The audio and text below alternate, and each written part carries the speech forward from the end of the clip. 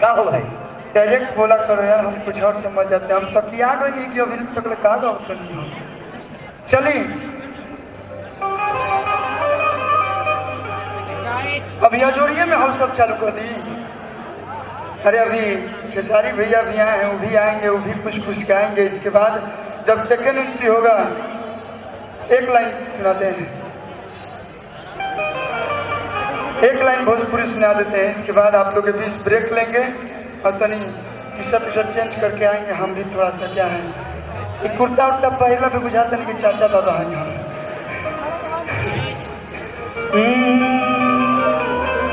एगो भोजपुरी गीत है, मतलब लोकगीत है, एक लाइन।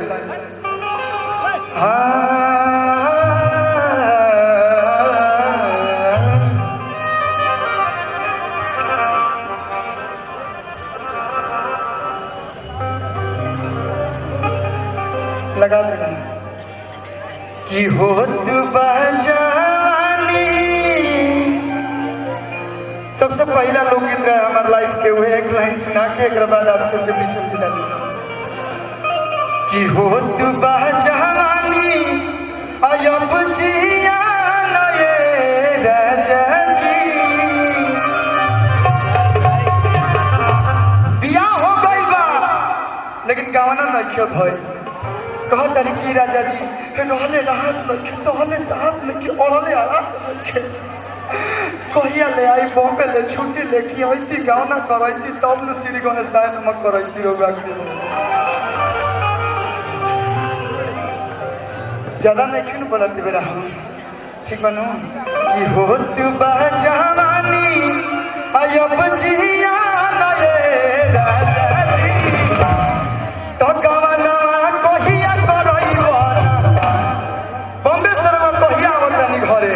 तो गवना कहिया ले जइबो तो देहिया भार समित सनवा गवना चल बजा के तो देहिया भार समित सनवा गवना कहिया करइबो तू बजानी।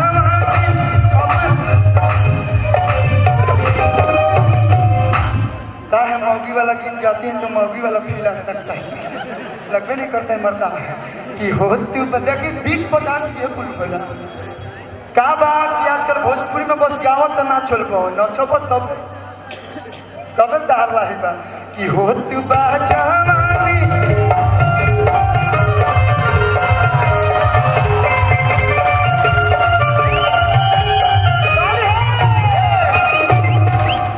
तभी को धरिया ना अच्छा हो तू बजानी अब जिया ये राजा जी।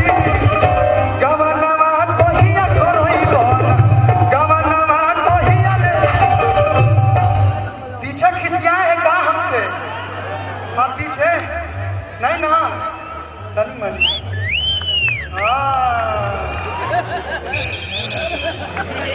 सीटी मारे कुआं में से गाना गावे लगे हम भी लड़की छेड़ते तो सीटी मारने आ जाते।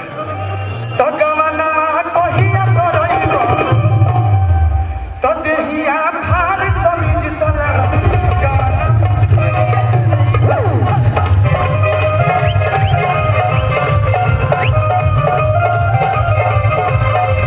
अरे नाला के होता सफाई वही काम लागल बा।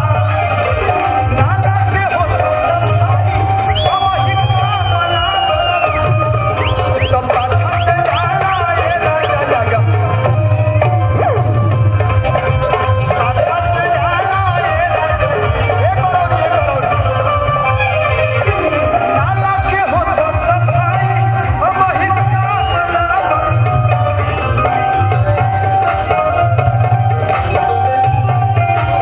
हेलो हेलो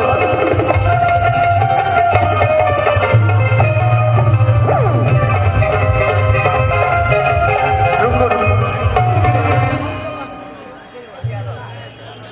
रजत यादव भगवान को तू बोल होकर डॉक्टर इंजीनियर हो जाए क्या जी।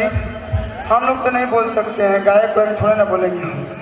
वैसे ही कंपटीशन ज़्यादा हो गया है, जब से यूट्यूब चल गया तब से कौनों गा के कौनों छोड़ देते हैं।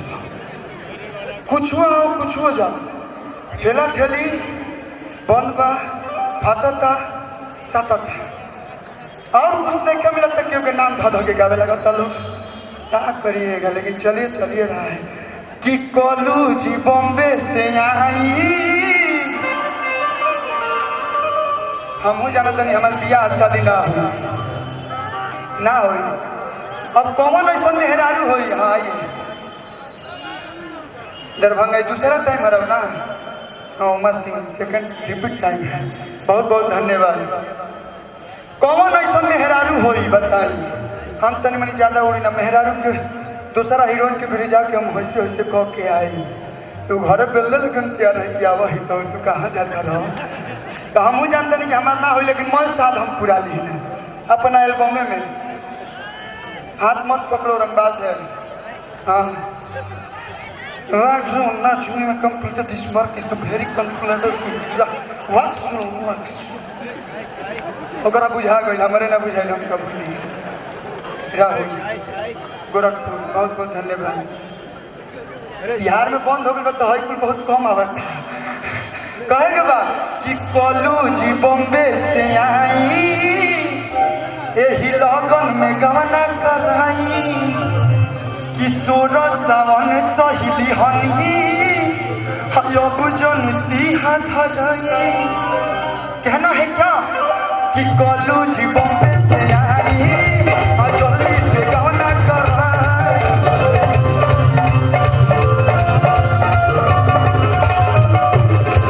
किशोर सावन सहिली हनी अब जनती हाथ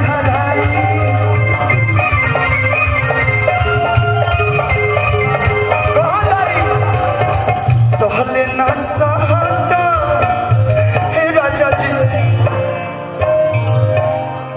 मुजफ्फरपुर वहाँ का लीची बहुत मशहूर है।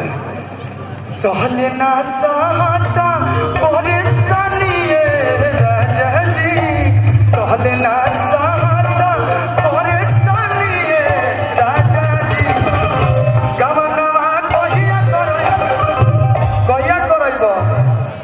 यही लगा मैंने आज अब सुहागर तेजो मनी बका बहुत फास्ट है इधर का लोग इधर से थोड़ा बच के रहना पड़ेगा।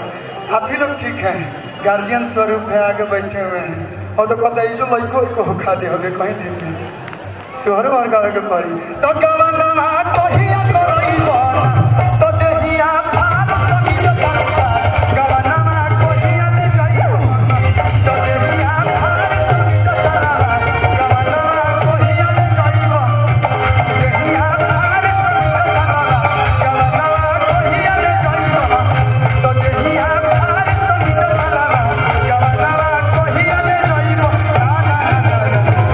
अच्छा लगा हो तो बस बोलना ना पड़े। बहुत बहुत धन्यवाद थैंक यू सो मच। बहुत जल्द आ रहे हैं अब ये मत सुना दी अब बहुत बहुत धन्यवाद। Hello hello hello